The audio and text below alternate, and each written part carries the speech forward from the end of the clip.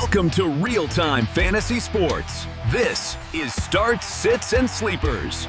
Hello, I'm Jeff Paur, Senior Writer at RealTime Fantasy Sports. Welcome to the RealTime Fantasy Sports Show. On today's show, it is time for Starts, Sits, and Sleepers for Week 16 of the fantasy football season. If you made it this far, good work. It's tough to get to this point of the season. You're likely in the semifinals of your fantasy playoffs, and you're feeling pretty good about your team right now, and hopefully you have a lot of success this week. Last week on the show, I went 14-12 on my picks. Hopefully I can do a little better this week. I missed on a couple key players, unfortunately, but I'm looking to do better this week, and I'm going to start with my quarterback starts for this week. And this guy actually was a sit for me last week, and it was a big swing and a miss. It's Jacoby Brissett. I think he proved last week he's a must-start no matter the matchup. He had a tough matchup against the Texans. They've shut down everybody this year from a fantasy perspective. Not Jacoby Brissett, 24.05 fantasy points against the best defense in football, in my opinion. Brissett has scored at least 21.85 fantasy points in all 9 of his games. He has the 5th most fantasy points for quarterbacks his last 3 games. He gets the Falcons this week. Pass defense was pretty good to start the year. Not so much lately. They've allowed 235 plus passing yards, 2 straight games, and 3 of 5. Brissett is going to keep it rolling in this one. My next start for this week is Baker Mayfield of the Tampa Bay Buccaneers.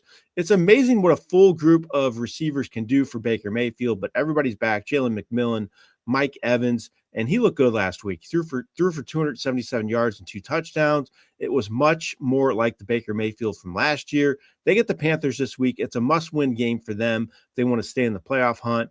And I know the Panthers are pretty solid against the pass, but I think Mayfield proved last year he was matchup proof no matter who he faced, and I think he might be reaching that status again this week against the Panthers.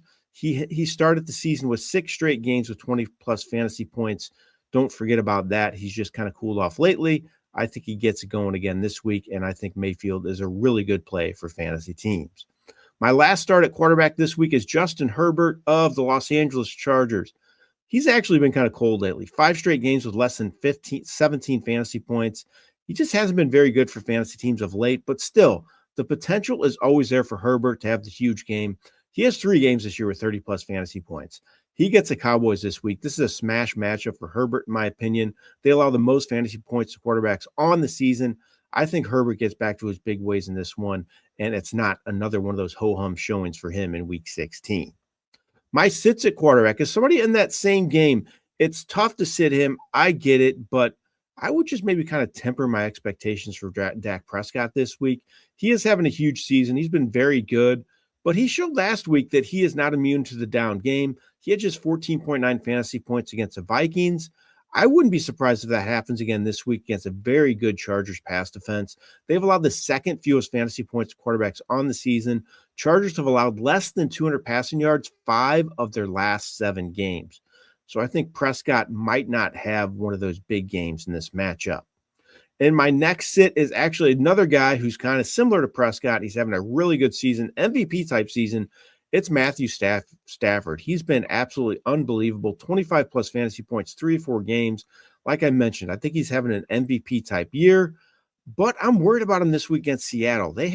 He played against them earlier this year in Week 11. He had just 14.5 fantasy points against them. They allow the 7th fewest fantasy points to quarterbacks. And you're seeing all the betting lines open up. The passing numbers for Stafford are set at 1.5. So a lot of people are saying, oh, you got to go over that. But I always say Vegas always knows something. So I think they're kind of worried about this matchup as well. And so am I. So I think Stafford might just have a mediocre showing for his standards. My next sit at quarterback is Jackson Dart of the New York Giants, having a great rookie season. He's been phenomenal. He has less than 20 fantasy points, just 1 game. But he gets that team that just shut down Dak Prescott last week, the Vikings. They allow the 3rd fewest fantasy points to quarterbacks on the season. So I'm a little concerned about this matchup for Dart. Again, tough to sit somebody of his caliber who's played really well, really consistent. I'm just worried about him having one of those big games here. So I would think he might have a mediocre showing for fantasy teams in Week 16. My sleeper at quarterback, it's Bryce Young. He's been another one of these players that's been inconsistent this year, but he has 24-plus fantasy points 2 of 4 games. He's capable of the big game any given week, and I think he could have one this week against the Bucs. Panthers offense is going to need to score some points in this game if they want to keep up with this Bucs offense. I just talked about Baker Mayfield, how I like him. I think this offense is getting going for Tampa, and I think Young's going to have to throw the ball if he wants to have success against the Bucs.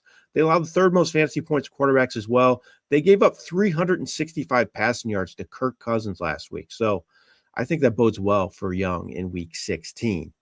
Let's move on to the running back position. My starts. My first one is DeAndre Swift of the Chicago Bears. He is actually 7th overall in fantasy running back scoring his last 3 games. He has 20-plus fantasy points 2 of 3 games. Bears are having a ton of success running the ball right now. The second half of the season, they kind of really have leaned into that style of football, and it has suited them well, and Swift especially. He has a great matchup this week against the Packers as well.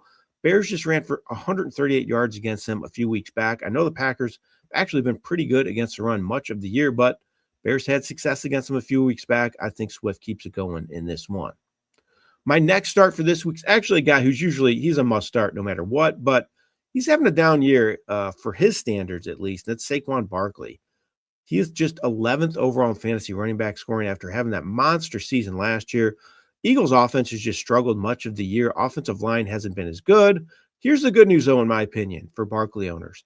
Eagles are really leaning on him lately. He has 20-plus carries 4 of his last 6 games. He gets that workload this week against the Commanders. I think he's going to have a huge game.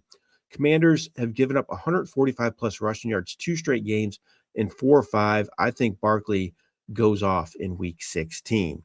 My last start at running back is Quinshon Judkins of the Browns. The rookie, his numbers have been kind of down lately. Less than double-digit fantasy points 2 straight games. Before that, though, he had 15-plus fantasy points 2 straight games. And he gets the Bills this week. They've been absolutely awful against the run. They allow the 4th most fantasy points to running backs on the season. They allowed 246 rushing yards last week. They've allowed more than 200 rushing yards in a game 4 times this year. I think Judkins gets back to his better ways in this matchup, and he's going to be a very good play for fantasy teams. My sits at running back. My first one is Kenneth Walker of the Seattle Seahawks. He's getting much of the work at running back lately with Zach Charbonnet there, but Walker's still getting more of the carries. He has 19 carries, though, for just 46 yards his last 2 games, less than 4 fantasy points each of those games. Yes, you heard that right. 4 fantasy points. He has less than 2 straight games. That's concerning, especially this week against the Rams. They allow the 2nd fewest fantasy points to running backs on the season. They've given up less than 75 rushing yards 2 straight games. I think Walker's a tough play in this one. My next sit at running back is Jaylen Warren of the Pittsburgh Steelers. I think he's becoming a little bit of a touchdown-dependent player because of the emergence of Kenneth Gainwell. He's actually been the better fantasy back. Warren has fewer than 40 rushing yards 3 straight games. He gets the lines this week. They allow the 3rd fewest fantasy points to running backs, and they've done well in limiting the rushing touchdowns this season. So I'm not sure Warren scores here, so I'm worried about him doing much for his fantasy owners. My last sit at running back is R.J. Harvey of the Denver Broncos. The touchdown he scored last week really saved his fantasy day. He had 19 carries for just 65 yards and didn't catch a pass in that game. So he didn't do a whole lot. I like the workload, but I still don't know if he's quite a sure thing yet for fantasy teams. And I think he could have a down game this week against Jacksonville. They allow the 4th fewest fantasy points to running backs on the season. They've allowed more than 100 rushing yards just 4 times all year. So I think Harvey might have some low rushing totals in this matchup. And if he doesn't find the end zone, I don't think he's going to be much help to his fantasy owners. My sleeper at running back, it's Jordan Mason of the Minnesota Vikings. He's been another guy. It's been kind of inconsistent this year, but the good news is he does have double-digit fantasy points 6 games. So he's done well at times, and he's getting the touches. He has double-digit carries 2 straight games. I think if he gets double-digit carries this week against the Giants, he's going to do good things. Giants have allowed the 2nd most fantasy points to running backs on the season. New York has allowed at least 119 rushing yards 8 straight games. I think Minnesota is going to lean on the run here. Mason's going to get double-digit carries, and he's going to have one of his better games for fantasy owners. Let's move on to the receiver position, and we will go with the starts, and my first one is DK Metcalf. He doesn't have it near the fantasy season I think most of his owners had hoped, but he's shown some signs of life lately. He has at least 14 fantasy points, 3 or 4 games. I think the Steelers have done a much better job of taking some chances down the field with Metcalf of late. I think that's going to happen again this week against a banged-up Lions secondary. He could make some big plays. Detroit has allowed the second most fantasy points to receivers on the season. They've allowed 325 plus passing yards, 2 straight games, and 3 of 4. Look for Metcalf to have a couple big plays in this one. And my next start, somebody from that exact same game, it's Jameson Williams. He's really emerged as a legit top 10 fantasy receiver right now. He is second in fantasy receiver score in his last 3 games. He has 16 plus fantasy points, 6 of 7 games. And remember, he's doing this with Amon-Ra St. Brown around. He's still getting a ton of looks. He's producing. He plays Pittsburgh this week. They allow the 11th most fantasy points to receivers, struggle against the pass much of the year. I think Williams is going to continue his hot streak and keep it going this week. My last start at receivers, Michael Wilson of the Arizona Cardinals. He had a down game last week for his production of late. He had 5 catches for 54 yards and a touchdown and 11 targets. That was against a great Texans defense, though, and he still produced pretty good numbers despite lower reception and yardage totals than he's had lately. He is still 5th in receiver score in his last 3 games, even with that game. I think he gets back to his huge ways this week against a reeling Falcons defense. I talked about them earlier when I mentioned Jacoby Brissett is a great start. Falcons allowed the 8th most fantasy points to receivers on the season. Wilson's going to have a huge game in this one. All right, moving on to the sits at receiver. My first one, it's Jordan Addison of the Vikings. J.J. McCarthy, he is playing a lot better lately. It's not really helping Addison, though, right now. He has less than double-digit fantasy points 3 or 4 games. His numbers have really decreased since starting his year when he had 100-yard games 2 of his first 3. I just have a hard time trusting him at this point of the season, even in what looks like a pretty favorable matchup for him against the Giants. I still think I'm steering clear of Addison right now. My next sit at receiver is another one of those guys you're probably going to start no matter what, but I'm just kind of worried about him doing a whole lot. I still think he'll get some catches, some yards, but George Pickens, he's been cold lately. He's having a huge season, like I mentioned, but he has fewer than 40 yards, 2 straight games. He has 8 receptions for 70 yards those last 2 games on 15 targets. He has less than 9 fantasy points each of his last 2 games as well. As I mentioned, tough to bench him. I'm just kind of worried about him having one of those huge games this week against the Chargers. They allow the fewest fantasy points to receivers on the entire season. My last sit at receiver is Deebo Samuel of the Washington Commanders. Fewer than 8 fantasy points, 2 straight games.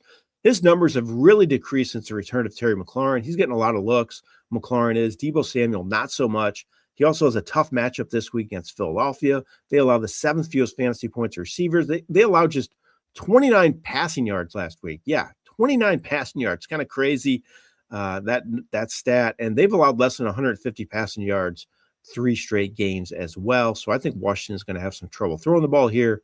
I would bench Samuel in week 16. My sleeper at receiver, it's Trey Harris of the Los Angeles Chargers. He played 85% of the snaps last week with Quentin Johnston banged up. He responded with 3 catches for 49 yards on 5 targets. Not a great game, but decent. And I think Johnston's iffy to play again this week. If Harris gets that much work again, I like him to break a few big plays against a bad Cowboys secondary. Dallas continues. They're brutal against the pass. They allow the most fantasy points to receivers on the season. I like Harris as long as Johnson's out to produce some good numbers in week 16. My starts at tight end. My first one's Darren Waller of the Miami Dolphins. Waller had his second 2-touchdown game of the season last week. He was targeted season high 8 times in the game, caught 7 passes for 66 yards and 2 touchdowns. He has 17 plus fantasy points, 3 of 6 games this year. So he's had a lot of really good games. He's got an unbelievable matchup this week against Cincinnati. They've been absolutely awful against the tight end this year, allow the most fantasy points to tight ends on the season. I think Walker is a top 10 play in this matchup. My next start at tight end is Dallas Goedert of the Philadelphia Eagles. He's another player who's been kind of up and down this year, but huge game last week, 6 catches for 70 yards and 2 touchdowns. He has 15 plus fantasy points, 2 straight games, showing a little more consistency. Great matchup against Washington this week. They allow the 4th most fantasy points to tight ends. They've allowed 300-yard passing games, 3 of 6. So I think Geddert's worth taking a chance on here. I think he's going to have one of his good games in week 16. My sits at tight end. My first one's Dalton Schultz of the Houston Texans. Another player, just kind of erratic, and he's more of a matchup play in my opinion. He has less than 16 fantasy points, 2 of 4 games. He gets the Raiders this week. They've done a good job in limiting the tight end all of this season. They've played some good tight ends. Travis Kelce, Tyler Warren, Jake Ferguson, to name a few. They allow the fourth fewest fantasy points to tight ends on the entire season. So I think Dalton Schultz could have one of those down games for his standards this week. My last sit at tight end is another guy. He makes this list a lot, either as a start or a sit, and it's because he has that boomer bust potential. It's Hunter Henry, and he's a very volatile play. He had just a catch for 18 yards last week after 2 straight games with 11-plus fantasy points. Again, he's a matchup play, and a matchup against the Ravens this week, not a good one for him. They do a good job of limiting the tight end. They allow the 6th fewest fantasy points to tight ends on the year, so I'm sitting Henry in week 16. My sleeper at tight end, it's Mike Gesicki of the Cincinnati Bengals.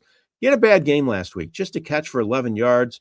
That was against that Ravens team that I just mentioned, though, when I said I'd sit Henry because that's a tough matchup. So not a great matchup for Gesicki. But the previous week, 6 catches, 86 yards, and a touchdown.